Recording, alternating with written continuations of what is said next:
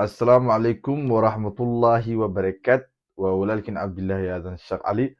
barnaamijkeenii afraad ee dhiirigelitaanka maanta waxaan ka hadli doonaa afar arrimood ooy dadku kugu jeclaan doonaan haddii aad samaysid amba aad la yimaatid afartan arrimood oo kuu sahlaya jacaylka ummadda aad la nooshahay adigana kuu fududeynaya hadafyada amba taargetka aad adduunyada ka leedahay in aad gaadhid kow waa maxay afartan ay dadku nagu jeclaanayaan qabo hoggaanka naftaada amba nafsadaada maxay ka dhigan tahay qabo hoggaanka naftaada waa in aad naftaada kontrooli kartid waxaan aragnaa marka awrka amba geela la wado in uu qof hoggaanka u hayo wuxuu ugu hayaa sida au u weecan amba au meel kale u marin marka naftaada inaad adigu hoggaankeeda u qabatid waxa ay rabto inaad u diidid waxaad adigu rabtid inaad iyada ku qasabtid sababtoo ah naftu ma jeclo waxa u wanaagsan ee waxa ay jeceshahay amba ay doontaa waxa u xun example haddaan soo qaata amba tusaale naftu ma jeclo inay habeenkii 5 subaxnimo ay kacdo waxay jeceshahay laakiin inay ilaa 3 habeenimo amba saqbarka ay tiktok amba facebook ay kusoo jeedo wax bilaa macnaya marka kow inaad hoggaanka aad naftaada u qabatid laba waa inaad yeelatid go'aan adag oo ay ka dhigan tahay in aad yeelatid qaraar adag oo decision aad qaadan kartid sababtoo ah looma baahno qof jilicsan inaad noqotid oo qaraar aan lahayn laakiin waxaa lagaaga baahan yahay inaad qaraar qaadatid waxa aad rabtid si aad u xaqiijisid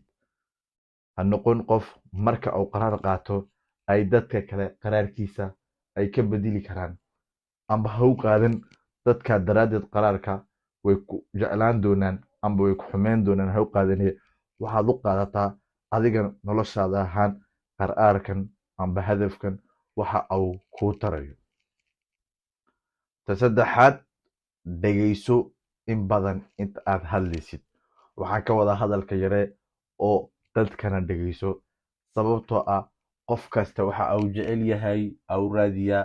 amba au doodoonaa qof dhegaysta haddaad dadka dhegaysatid inta badan waa lagu jeclaan sababtoo ah dadku waxay jecel yihiin inay hadlaan oo la dhegaysto xataa dhegaysigu waa qayb ka mid ah xushmadda amba ixtiraamka qofka aad la fadhidid amba qofka aad dhegaysanaysid isku day marka aad dad la fadhidid amba aad meel tegaysid inaad inta badan dhegaysatid sababtoo ah hadduu hadalkaaga uu bato cidda laga faa'iidayo amba wax laga dheefayo waa adiga markaa isku day inaad dadka kalena dhegaysatid faa'iido badanna aad ka qaadatid aanad ixtiraamtid ta afraad waa inaad yeelatid shayga la yidhaahdo maya wax kasta inaad aqbashid ma inaad mar kaste amba waqti kaste available aad noqotid qof la heli karo ina mari meeshaasaan tegaynay okay ina mari caawaan soo meeshaasaan arkaynay okay waxa ii qabo okay qofkaas qiimaha naftiisa ayuu hoos u dhigayaa waa inaad yeelatid go'aan adag amba aad yeelatid ereyga la yidhaahdo ma awoodo amba maya oo ma karayo marka aan ku leeyahay wax kasta ha diidin